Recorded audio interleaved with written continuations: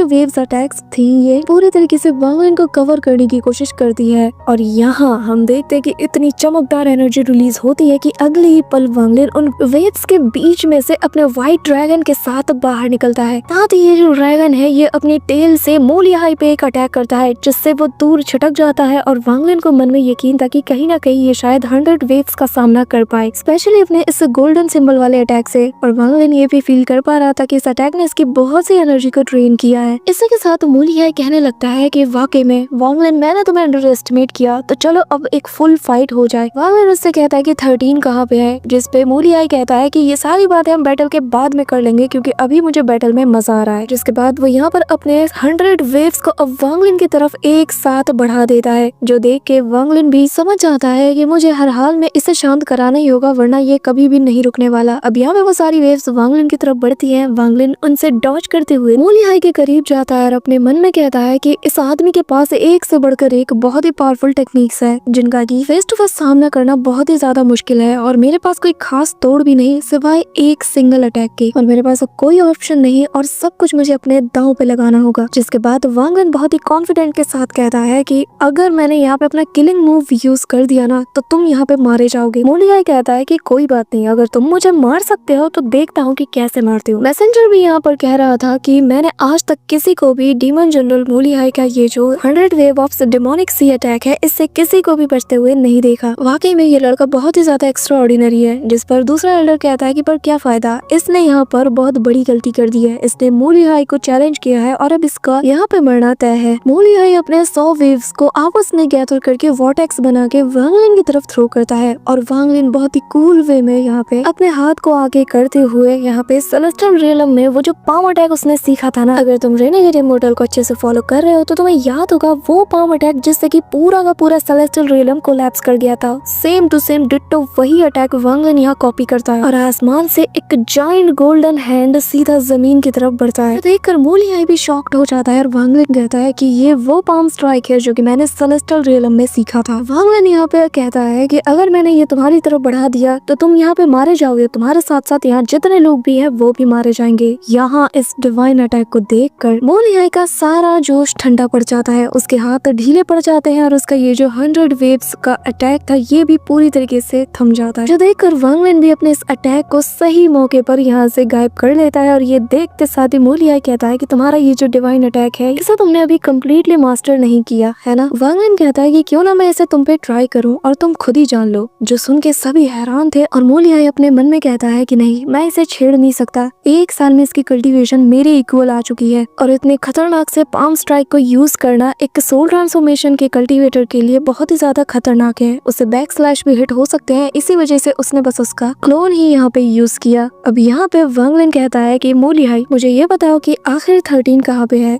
जिसपे मूलियाई हंसता और कहता है कि तुम्हें मुझे इतनी ज्यादा रिस्पेक्ट देने की जरूरत नहीं है, आज से तुम मेरे भाई जैसे हो और मैं तुम्हें ब्रदर वांग कहूंगा। उसके बाद वो उसे 13 की बॉडी को दे देता है और कहता है कि मैं बॉडी फाइंडिंग मेथड का यूज कर रहा था और तुम्हारा ये जो सर्वेंट है ये किस्मत वाला है क्योंकि ये आखिरी बचा था पर उससे पहले ही तुम आ गए हैं और मैंने इसे अभी तक रिफाइन नहीं किया है। अब यहाँ पे वांग लिन कुछ रिस्ट्रिक्शंस के जरिए से उसे चेक करता है और मूलिहाई कहता है कि लेकिन ब्रदर वांग, तुमने यहाँ पर जो मेरे लोगों को मारा है, इतने लोगों की जाने ली है, इतना तबाही मचाई है, मैं इसे आसानी से तो तुम्हें जाने नहीं दे सकता। जिस पे वांग लिन कहता है कि बताओ आखिर तुम क्या चाहते हो। जिस पे वो बताता है कि आज से 3 महीने बाद डीमन जनरल कंपटीशन होने वाला है जिसमें कि अदर रीजन के जितने भी डीमन जनरल्स हैं वो सभी हिस्सा लेंगे और जीतने वाला यानी कि जो टॉप पे आएगा वो वाइस कमांडर इन चीफ बनेगा। और ब्रदर वांग, मैं ये चाहता हूँ कि आप इस कंपटीशन में मेरी मदद करो। जिसके बाद वो वांग लिन को एक टोकन देता है। अब वांग लिन थोड़ा सोचता है और कहता है कि ठीक है। अब यहाँ पे ये सुनते साथ ही मूलिहाई खुश हो जाता है और कहता है कि आज से सभी लोग कान खोल के सुन लो, ब्रदर वांग आज से यहाँ का वाइस डीमन जनरल है। और हाँ ब्रदर वांग, अगर मैं तुम्हारी मदद से टॉप 1 की पोजीशन को अचीव कर पाता हूँ ना, तो मैं खुद जाकर डीमन एम्परर से तुम्हारे लिए सिफारिश करूंगा कि वो तुम्हें भी डीमन जनरल की पोजीशन प्रोवाइड करे। जिसके बाद तुम्हारी भी एक अपनी खुद की शहर होगी जिस पे तुम रूल करोगे। और हाँ, तुम्हारी मदद से मुझे उस मुंह फेस से बदला लेना है। ये कहते साथ ही वो जोर जोर से हंसता है। So that's it for today guys. I hope कि तुम सबको आज की वीडियो काफी ज्यादा पसंद आई होगी। अगर हाँ तो वीडियो को लाइक करना, चैनल पे नए हो तो सब्सक्राइब करना। तो मिलते हैं नेक्स्ट वीडियो में, तब तक के लिए